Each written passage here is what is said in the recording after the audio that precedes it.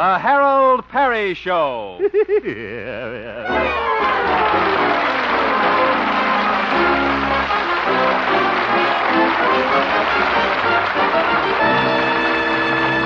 And now, Harold Perry as Honest Harold, the homemaker.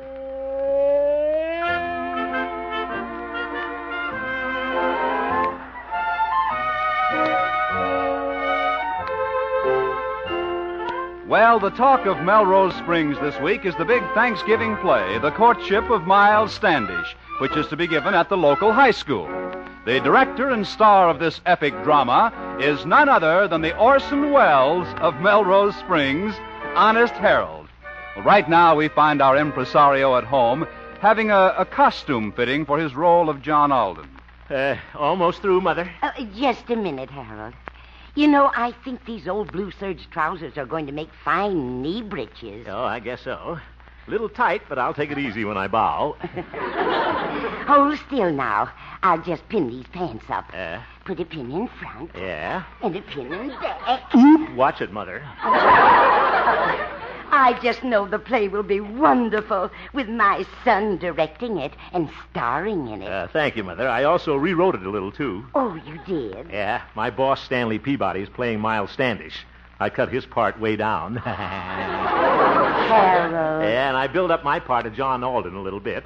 You know, Theodora, the new dancing teacher, is playing Priscilla. Oh, yes. She's very pretty. She sure is. I wrote some additional dialogue for my scene with her. Additional dialogue? Yeah, I put in a few kisses. Well, better get dressed and get right down to Theodora's Dancing Academy. There's a rehearsal call for our love scene this morning. There is? Yeah, I just called it. Yeah. I'll see you later, Mother.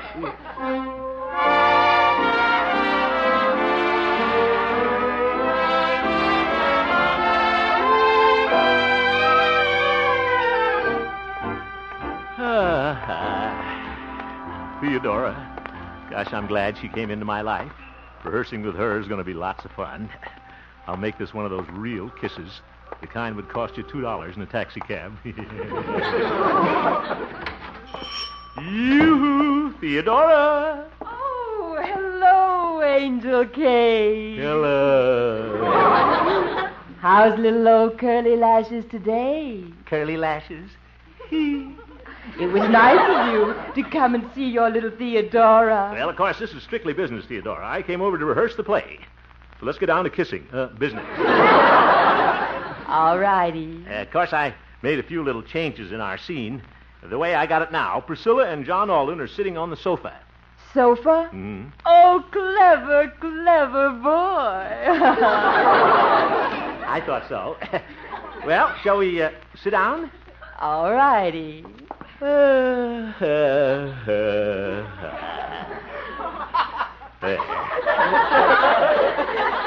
oh, yes, I made one other little change. John Alden kisses Priscilla.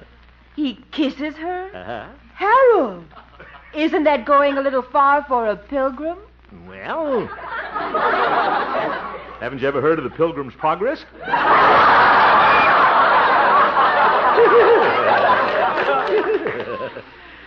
Yes, sir. We'll start the scene with my speech. Priscilla, I, John Alden, speak not for myself, but for my good friend, Captain Miles Standish. Why don't you speak for yourself, John? Me? You're so handsome. Well. The most charming man I've ever seen. Sounds good. Ooh, I wrote that. You're so masterful. John. Here it comes. Why don't you kiss me? All right. Pucker up, Priscilla. Oh, there's someone at the door. Oh, my goodness. Come in. Oh, here you are. Howdy, folks. Pete, the town marshal. Hope I ain't interrupting anything. What do you want, Pete? Well, I wanted to talk to you, boy. You two big men go right ahead and talk. I'll be in the reception room. Yeah. All right, Pete. What is it? You were getting pretty cozy there, weren't you, boy? Priscilla and John Alden smooching on the sofa. That's a doozy. Now, Pete, what do you want to see me about? Well, Harold, I'm having trouble with my part in the play. I keep forgetting all that stuff you told me to do. Oh, for heaven's sake. Maybe if I put it down in my notebook, I could keep it straight. Well, all right, but hurry it up. Let's see now. I come in and I say, I am a trapper lost in the woods. I wonder where I am at. Don't just stand there, Pete. Look around. Look around? Yeah, let me write that down. Go on, Pete. Oh, my. What is that behind the tree? That's where you take 4 steps. After I take 4 steps. Let me write that down. Hurry up, Pete. Now, that's when you see the bear behind the tree. The bear? Yeah, remember, Doc Yancey is a bear. Doc Yancey is a bear. Let me write that down. Now, what comes next, Harold? Now, that's where the bear growls. Grrr. How do you spell grrr? Come on. Pete, will you get on with the scene? Oh, my. Here comes the bear. Grrr. What'd you say, Harold? That was me growling. Oh. Got stomach trouble, boy? Pete, you're a dope. Why don't you write that down? You're a dope. Sure, Harold, I can remember that. I'll see you later. Oh, that's Pete.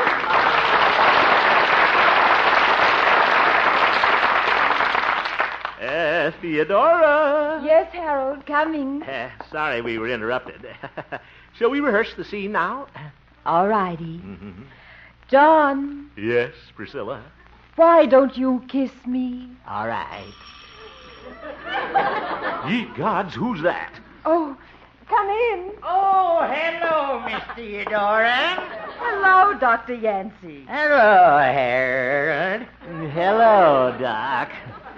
What do you want, you old horse doctor? Harold, I've been working on my part of the bear all morning, and I've got some wonderful ideas how to play it. Well, Doc, all you have to do is growl.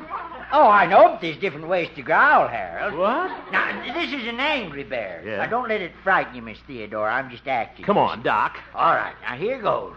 Oh, that was wonderful, Dr. Yancey. Thank you. I could also make him a friendly bear like this. Arr, arr, arr. Then there's the melancholy bear whose mates run away and left him. He's real sad, you know. He's, ow, ow.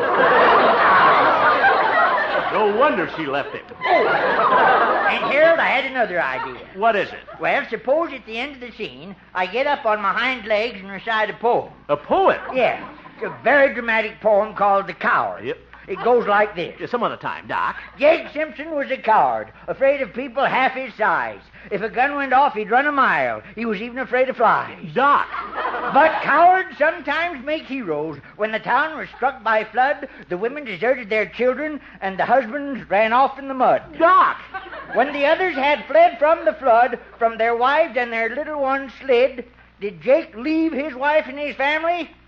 You bet your life he did. Doc, that's horrible. It is? Oh, well, all right, Harold. If you don't appreciate art, it's all right with me. Goodbye, Miss Theodora. Goodbye, Doctor. Goodbye, Doctor. I'll practice some more. Grrr! Take that for the coward. Well, Theodora, let's... Hello! Now, who is that? Oh, my goodness, the Firehouse 4. Well, hello, folks. Hello, T. I brought the boys over, Harold. Thought we might run over our number. Not now, boys. What are you cute fire laddies going to do in the show? Well, ma'am, we come out dressed as Indians and sing shortening bread. But that's not an Indian song. That's the only one they know. It took them 5 years to learn that. But, Harold, we fixed the number so we'll sound like Indians. What? You ready, fellas? Mammy's little baby loves shortening, shortening. Mammy's little baby loves shortening bread. Ugh. 4 Nelson Eddies. Mammy's little baby loves shortening, shortening. Mammy's little baby loves shortening bread. Ugh. Indians, I mean Put on fellas. the skillet. Woo! Put on the lid. Woo! Boys! He's gonna make a little shortening bread. Ugh. Ooh, yourself. I'm getting out of here.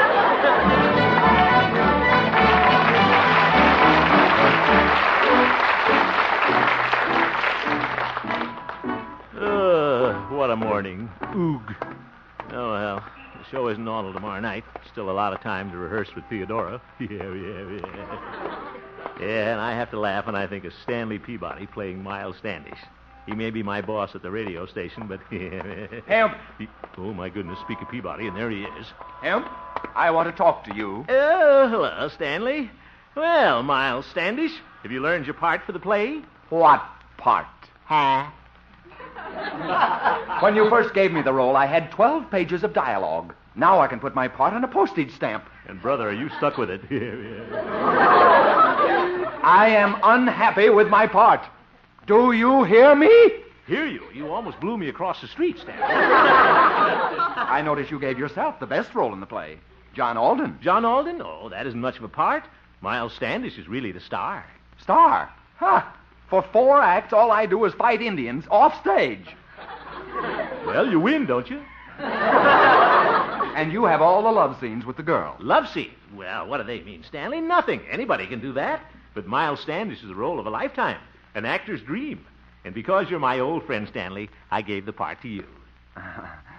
Hemp, I'm touched. You're a real friend.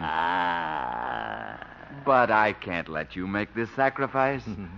We'll change parts, Hemp. Huh? I want you to be the star. And remember, you work for me, Hemp. Now, you're Miles Standish, that's an order. But... And I'll play the part of John Alden with all those silly little love scenes. But... I know we'll both be very happy with our new parts. Won't we, Miles? Speak for yourself, John.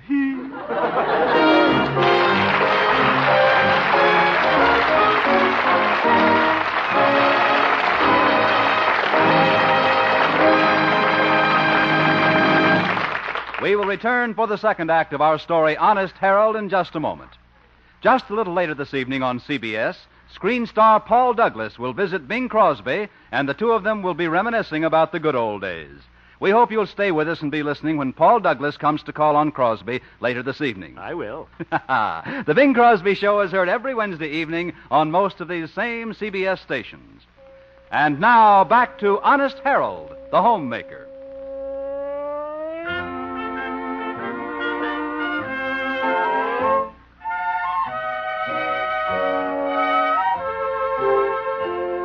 Well, it is the night before the Thanksgiving play, The Courtship of Miles Standish. But Honest Harold hasn't much to be thankful for. He wound up with the part of Miles Standish, and his boss, Stanley Peabody, is going to do all the courting. Well, right now, we find our disappointed lover at home, just finishing dinner before going to dress rehearsal. Oh, no, Harold. You mustn't feel bad just because you're not going to play John Alden. Well... And you look so distinguished in your Miles Standish costume. Oh, I can just see you standing there, stroking your beard. Yeah, and while I'm stroking my beard, Stanley will be kissing Theodora. But that's just in the play. They'll only be acting. I don't know, Mother. Sometimes these acting romances get out of hand. Look at Errol Flynn. Harold, I'm sure Theodora prefers you to Stanley. I don't know, Mother. After all, he's a lot flashier than I am. He's the Chrysler type. What am I? Just a 36 Essex with a bent bumper. Why don't you call Theodora right now and ask to drive her to rehearsal? Well... I'm sure she'd be delighted. Yeah, maybe you're right, Mother. No harm in trying. Sure. Just because Theodora and Stanley are lovers in the play, that doesn't mean anything. Hello? Hello, Theodora. This is Harold. Oh, hello, Angel Cake. Yeah. Angel Cake, that's sweet. I was just wondering if I could drive you to the rehearsal at the high school tonight. Oh, you're a darling to ask me. Oh? But I can't go with you. Oh. I'm going with Cutie Pie Peabody. Cutie Pie Peabody? Yes, in his little old Nile Green town and country. Yep. I hope you don't mind. Mind? No, of course not. After all, what am I? Just a 36 Essex. What? Don't worry about me. I'll see you at the rehearsal, Miss Theodora. I've lost my Theodora. Here I am with a broken heart and a bent bumper.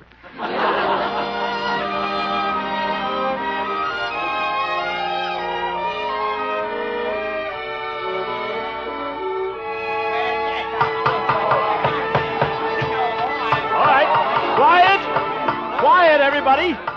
Quiet. Will you please drop that hammer up on stage? Oop. A little close, too. Thank you.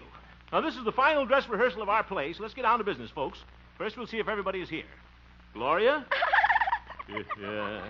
Giggling Gloria. Pete? Here, boy. Doc Yancey? Firehouse 4.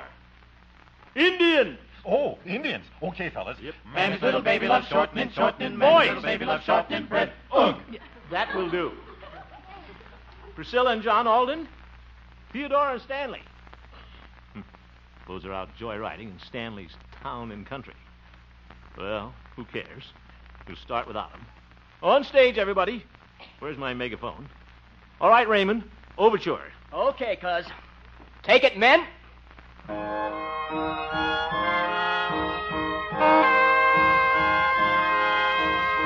That sounds pretty good. That'll set the mood. Yeah, sure. Oh! Heaven's sake! Raymond! Raymond, cut that out! Stop it! What's the matter, cuz? For your information, Raymond, the Pilgrims did not go in for Dixieland. And take that derby off that cornet. We got enough funny hats in this show now. Okay, cuz. Now we'll take the prologue. Pilgrim Maid, Gloria. Oh, me. Yeah, yes, you. Gee, I don't know if I can do this. Come on, Minnie, ha-ha. All right. I am just a pilgrim maid That's right. who came from across the sea. Good. Across the sea. Across the sea. You've crossed the sea 3 times. Now go on, Gloria. Oh, and when we landed on the shore, we saw the... Indians. Indians. Indians? Okay, fellas. What? Mammy's little baby loves shortening. Mammy's Oh, quiet. And when we landed on the shore... Never mind, Gloria. You'll never make it. We'll take it later. Uh-oh, Theodora and Stanley. You say the cutest thing, Stanley Wanley. Stanley Wanley. Oh, hello, Ham. Hello. I hope it wasn't too much trouble for you to attend our rehearsal, Mayor. Why, Haroldy, Waroldy, I believe you're jealous. Jealous? I am not. That's ridiculous. Just thinking about the show, that's all. On stage, everybody, immediately. All right, Harold. Come on, Theo. Theo, eh? Certainly getting familiar. We're ready, Ham. We're ready, Hamp. All right, Miss Theodora. Stanley, we'll take your scene from the very beginning. Oh, we know the beginning. Why don't we start where we sit on the sofa? On the sofa? Yes. You know, the part you rewrote. I hate him. Priscilla, I have come to speak for my friend. Why don't you speak for yourself, John? Me? John, you're so handsome. Handsome. I've seen better-looking skeletons than him. You're so strong, so masterful. Ah. Sneaky imitator. John, my darling. I can't stand this. John, why don't you kiss me? All right. Cut!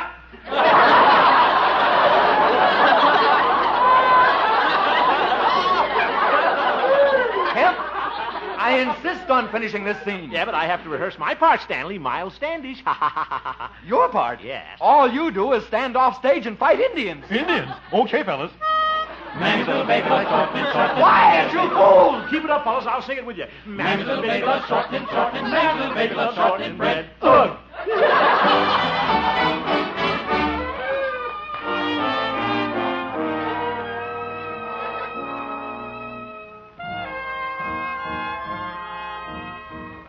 Well, show's getting off to a good start. Overture's going fine. I'll just take another peek through this hole in the curtain now. Well, a lot of people out there. Well, Captain Miles Standish, the show must go on.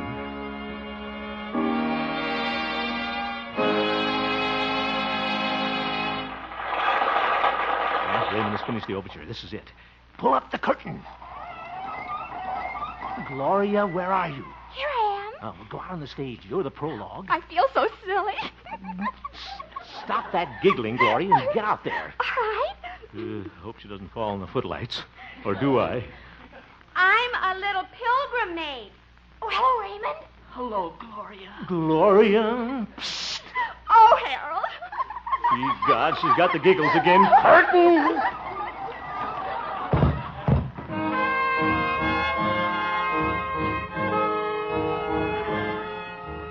Quartet's on next.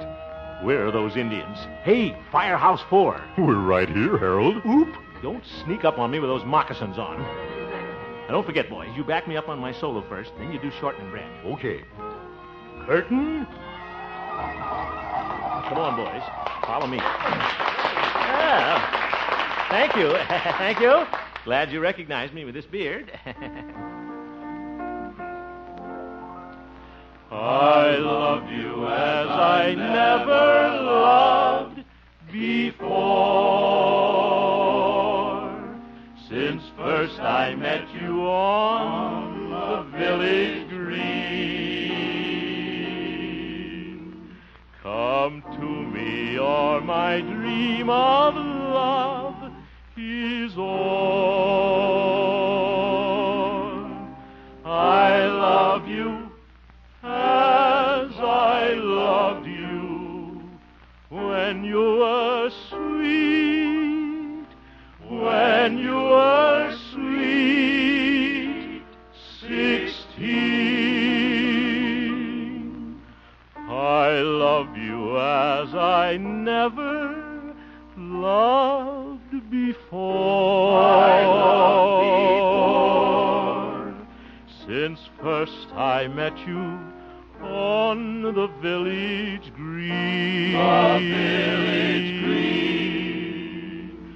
Come to me, or my dream of love is o'er. I love you as I loved you when you were sweet. Hey, what's that? Well, that's the fire bell, boys. Oh, my goodness, what a time for a fire to break out. Must be a short circuit at the beauty shop again. Follow me, men. Boys, Indians! Hey, we'll break down the doors with our tomahawks. Fellas! Fellas! Curtain!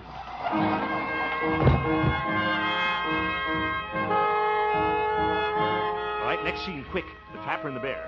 Places? Ready? Yeah, I'm ready, boy. How about you, Doc? Okay, curtain? Okay, Pete. I am a trapper lost in the woods. I wonder where I am at. This is where I look around. Well, brother, he's doing the stage direction, too. Oh, my. What is that behind the tree? Take 4 steps. What was that? A bear. A bear.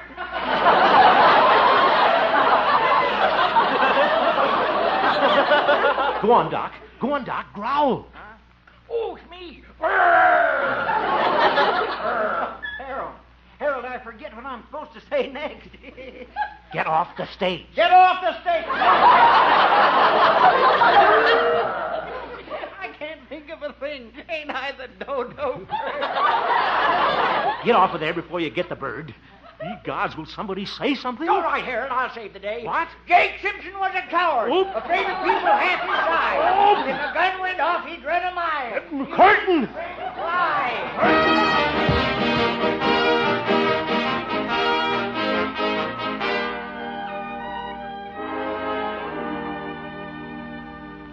Oh, brother, what a night. Thank goodness it's almost over. Now I've got to watch that courtship scene with Stanley and Theodora that I wrote. Look at her out there at the spinning wheel. Gosh, she looks pretty. How could she be so fickle? Out of my way. Out of my way, Hemp. I've got to make my entrance. Oh, hello, Stanley. Well, Captain Miles Standish, I'm going in and kiss your girl now. Hope he gets a run in his stocking. Oh, that must be John Alden now. Come in, John. Coming, Priscilla. John! Priscilla, I must talk to you.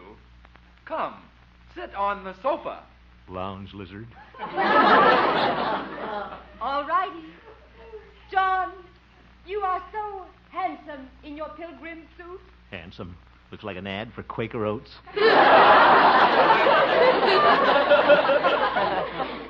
You are so strong, Here comes the kissing scene. I'll close my eyes. so masterful. Well, yes, I am. But I, John Alden, speak not for myself, but for my good friend Captain Miles Standish, who waits without. You said it. Captain Standish is more handsome, strong, and masterful than I. He is?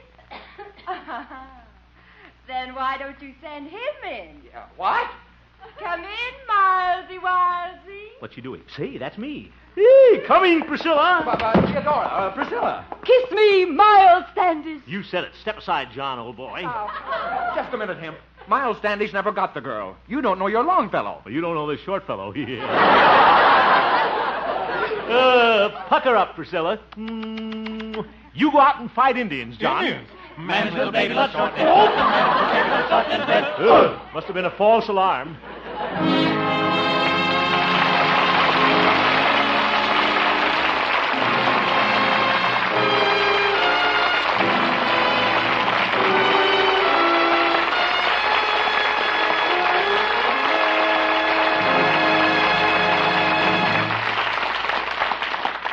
Thank you. Now I'd kind of like to take off my Miles Standish whiskers and be just plain Harold Perry for a moment and introduce to you a very charming lady, the winner of our National Laugh Contest, who came all the way from station WNOX and Knoxville, Tennessee, to be officially crowned Miss Mirthquake of 1950, Mrs. Lena Duncan.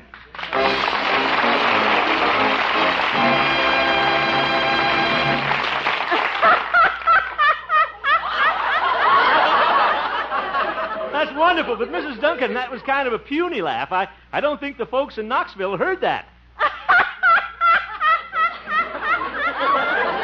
Oh, I bet they heard that without benefit of radios. Been having a good time here in Hollywood. I've had a wonderful time. Oh,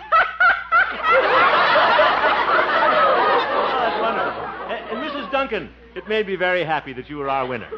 Thank you, Mr. Perry. It made me happy, too. Oh? Well, I hope you're still happy because we've led our honored guest a merry chase from the moment she stepped off that TWA plane. She's...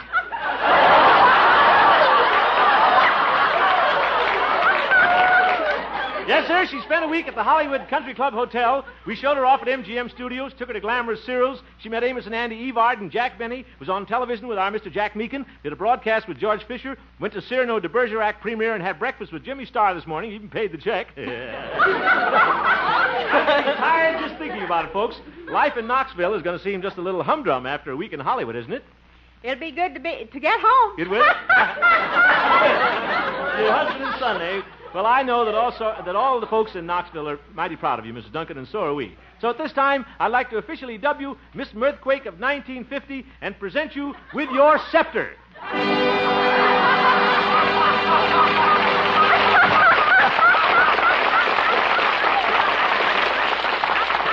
In behalf of our cast, Gloria Holliday, Joe Kearns, Jane Morgan, Parley Bear, Olin Soleil, Mari Alden, Eddie Firestone, Harry Stanton, and the Fireboys, our writers, Gene Stone and Jack Robinson, our director, Norman McDonald, Jack Meakin, our musical director, Dave Light on sound, Joe Swagger, our engineer, Bob Lamond, our announcer. I'd like to thank everybody connected with the promotion of the Laugh Contest. You were wonderful, and wish you all a happy Thanksgiving. Good night, folks.